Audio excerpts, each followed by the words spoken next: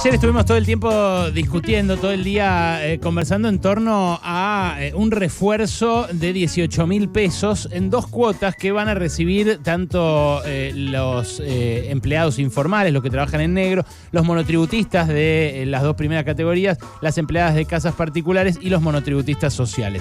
También los jubilados van a recibir un bono, no va a ser de 18, sino va a ser de 12 lucas en 2 cuotas. Y yo ya les dije, a mí me parece bien.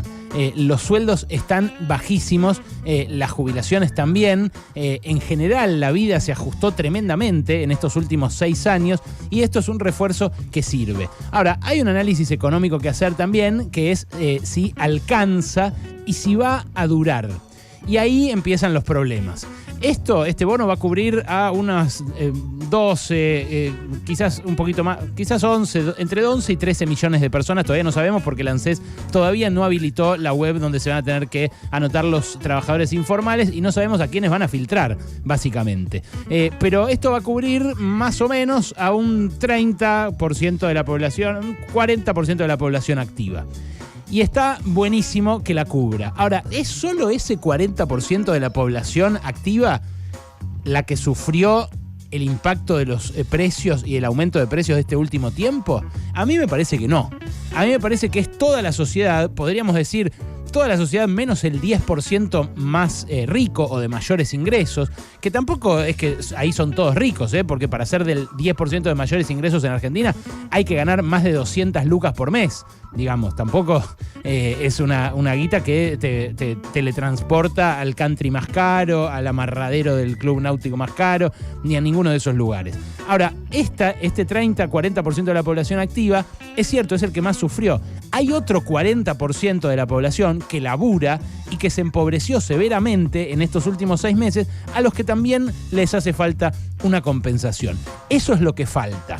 Y es cierto, hay que reconocer lo que hay que pensar qué va a pasar después de esas 2 cuotas, porque es cierto que se va a cobrar en mayo, se va a cobrar en junio, pero no sé qué va a pasar en julio.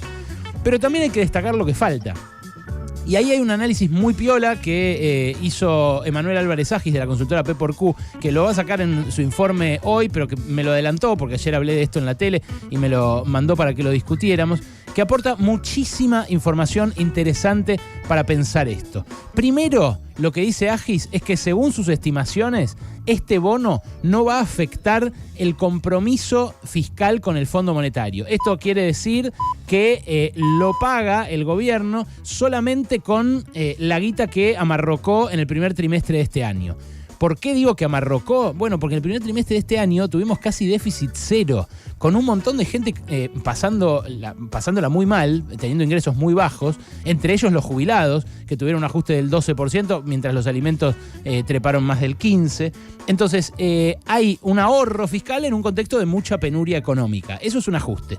Eso, llámenlo como quieran, es un ajuste. No está necesariamente mal reducir el déficit, no es que siempre sea de derecha hacerlo, porque el gran riesgo, como dijo también Guzmán muchas veces, es que la inflación se desboque y que cualquier plus salarial se te vaya porque, claro, la comida vale cualquier cosa y que ocurra como ocurrió en la época de Alfonsín. Ahora, lo que dice Agis es que el gobierno viene recaudando más porque crece más la economía de lo esperado, porque la inflación es más de la esperada y porque el precio de los commodities hace recaudar más, por ejemplo, por retenciones. Ahora, ¿cómo hacemos para que el otro 30-40% de la población activa, o sea, los que laburan, por ejemplo, en blanco, tengan una forma de recuperar el ingreso perdido por la disparada de los alimentos en este último tiempo? ¿Por qué no es esa la discusión central de la economía en los medios de comunicación? Porque parece que es mucho más importante que le vayan a cobrar a las empresas que tuvieron más de 1.000 millones de pesos de ganancias un impuesto, o que es más importante si le cobran retenciones a los 20.000 o 30.000 productores de la pampa húmeda de soja que hacen derivados y que tuvieron una ganancia extraordinaria tremenda a caballo de la guerra en Ucrania. Bueno, la discusión para mí pasa por los laburantes. ¿Por qué? Y bueno, porque por un lado cada uno de ellos la pasa mal, cada uno de ellas, y por otro lado porque ellos son y ellas los que hacen crecer la economía, en una economía que está tirada todavía por el consumo, incluso a pesar de lo que nos están ajustando. Bueno, ¿qué dice Emanuel Agis? Dice, aunque la economía volvió al nivel prepandemia, la remuneración de los trabajadores y la evolución de su participación en los ingresos no refleja esa dinámica. Eso no volvió a los niveles prepandemia. La recuperación de la economía fue más rápida de lo que se esperaba en los países ricos, en el Fondo Monetario y en las empresas. Todos decían, vamos a tardar 3-4 años en recuperar. Bueno, eso no pasó. Se recuperó al cuarto trimestre del año pasado, ya estaba encima incluso del preacuerdo con el Fondo Monetario. Estaba encima incluso o en niveles similares a los de la salida del control de cambios de Macri, o sea, cuando hace el descalabro inicial Alfonso Prat-Gay y después la economía más o menos entra en un nuevo escalón. Y está también el PBI en niveles similares a los del primer trimestre de 2015, primer trimestre de 2014 y primer trimestre de 2012. Esto es una cagada, obviamente, porque tenemos la misma economía que hace 10 años y eso está mal. Pero fíjate vos, en todos esos momentos en los cuales la economía tenía la potencia que tiene ahora, el salario era mejor y el reparto de ese mismo producto, de esa economía, también era mejor. En 2016 los trabajadores nos llevábamos el 54% del ingreso nacional. En 2018 el 46%. En 2021, recién, es el dato que acaba de salir, que es demoledor, bajamos al 40%. Entonces empieza a aparecer el riesgo de que se consolide un patrón distributivo, un patrón entre trabajadores y empresarios, entre trabajo y capital, en vez del 50-50, del 60-40.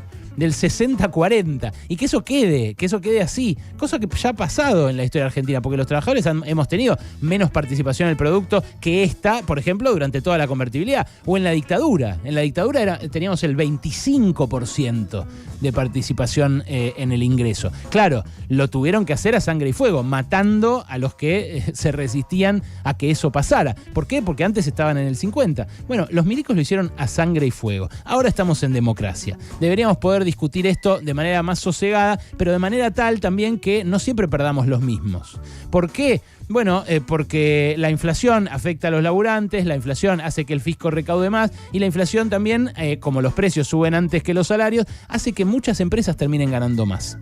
Entonces, ¿quién paga este aumento que no es el del 40% más bajo, sino el siguiente?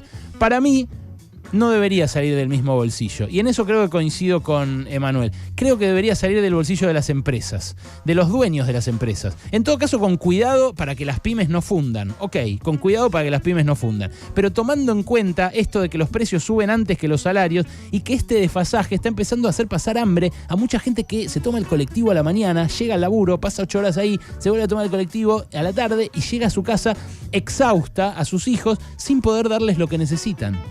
Bueno, Agis dice otra cosa que la que dice el gobierno. El gobierno dice que esta recuperación de los ingresos de los trabajadores formales o de los trabajadores del sector público y demás es lo que hacen las paritarias. Pero las paritarias no evitaron que el salario se comprima 20% en estos 6 años. 20%. Es tremendo lo que pasó con nuestro poder adquisitivo. Lo notás en las marcas que comprás, en los productos que dejaste de consumir. Seguro que te das cuenta, no hace falta que yo te lo diga. Ahora, es cierto también, como subraya este consultor, que sin un programa antiinflacionario integral, es muy difícil alterar esta relación que empieza a estabilizarse como el 60-40. Él dice, además hay que flexibilizar el control de cambios para que acá entren divisas, porque un límite a la recuperación del salario real son las reservas del Banco Central. Bueno, yo creo que las reservas del Banco Central se pueden reforzar también mediante la imposición de nuevos controles a la exportación, para que no se la lleven siempre como se llevaron los exportadores con subfacturación, con sobrefacturación, pero eso es una discusión aparte. Ahora estamos hablando de los sueldos y los dejo con esta anécdota. Leí en la revista Fortune la semana pasada un artículo que me impresionó muchísimo. Estaba dirigido a los empresarios, justamente, a los patrones. Se titulaba así: ¿cuánto le deberías subir el sueldo a tus empleados con una inflación récord en 40 años? En Estados Unidos están teniendo 8,5% de inflación que nunca habían tenido en 4 décadas. ¿Qué dice la revista Fortune? ¿Hay que compensarles los aumentos? No, dice, no se los compenses. La inflación podría impulsar a quienes el año pasado participaron de la gran renuncia a volver al trabajo. ¿Qué es la gran renuncia? El año pasado en Estados Unidos, cuando se descubrió que por la pandemia muchos trabajadores estaban recibiendo un subsidio del Estado para sobrevivir, se descubrió que lo que ganaban en el laburo, en un laburo de porquería muchas veces, era menos que eso.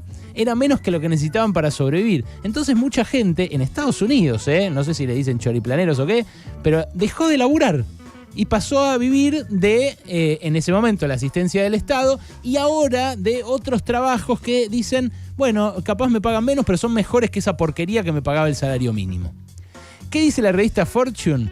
Lo que hay que hacer es no aumentarles los sueldos para que la inflación los empuje a volver a trabajar en el mercado laboral formal. O sea, lo que dicen es que la inflación es un disciplinador social. Y eso es lo que es. Es increíble que lo digan tan abiertamente, que lo que digan sea esto, o sea, no suban los sueldos, porque, fíjate, cito textualmente, dice, un aumento de la oferta laboral inducido por la inflación puede ejercer una presión a la baja sobre los salarios. O sea, que bajen más de lo que ya bajaron en estos 40 años.